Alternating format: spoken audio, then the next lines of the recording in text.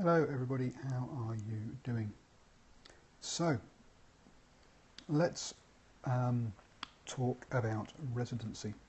Now the other day it came out that, who is it now again? It was Ireland, Scotland and Australia were against increasing the residency period from 3 to 5 years, whereas most of the other Tier 1 nations were for it.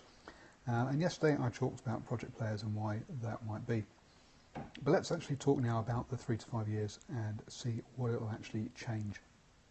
So, if we talk about 3 to 5 years increase, that the whole point there is then it makes it harder for players to switch and also become eligible for a Rugby World Cup without having to actually miss one entirely. So that's the reason to make it 5 and over the 4 years. The only people that I can see this really impacting, to be honest, is a place of people like Scotland, Ireland and perhaps Australia, where you have central control and the unions are going out and getting project players. If we look at England and France, it's the clubs that are bringing the players over, and there isn't, the players aren't coming over. I mean, some of the players will come over because they want to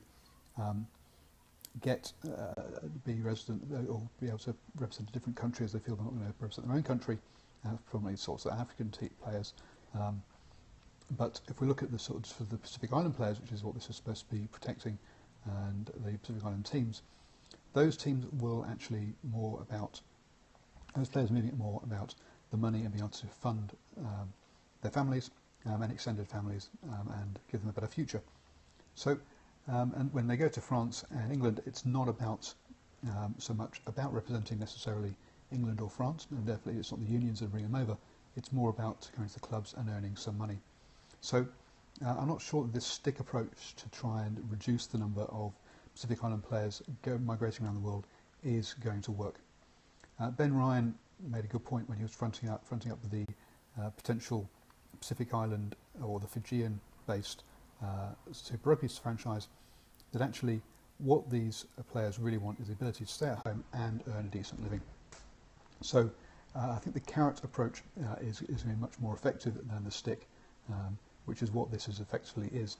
And if you give people the opportunity to stay at home and be able to provide for their family, then they're much more willing, much more likely to stay at home.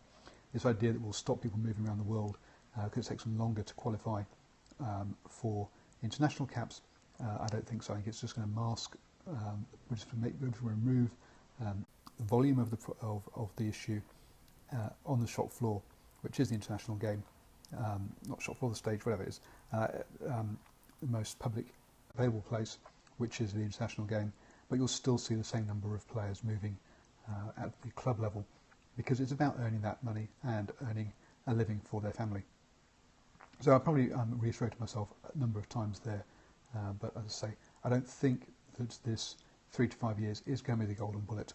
And will make that much of a difference. Yes, there will be a few around the edges, but the vast majority of players it won't affect. And it's not really at the international level that the major problem is. I know there was lots of talk about the number of Fijian wingers around, but if we look at the number of players at the last Rugby World Cup who were born outside their countries, so there were 125, or an average of 6 1/4, or just about 6 1/4 players per team from overseas.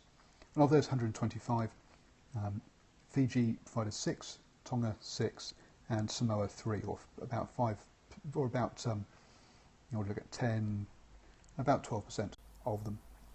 So it is, yes, it's a significant number, but it's not like, I mean, New Zealand alone provided 39 players to other teams, compared to, say, that what was it, 12, 15 that came from the Pacific Islands. So I don't think this is solving the problem of these players moving abroad and some of them getting exploited and some of the issues that causes. So that's my thoughts around the extension of the residency rule. I'm not anti it by any means. I just don't think it's going to be effective in achieving the aims of what they're trying to do. Please share this if you find it interesting and think it's good. Follow me on Periscope and Twitter, and let me know your thoughts. Cheers, guys.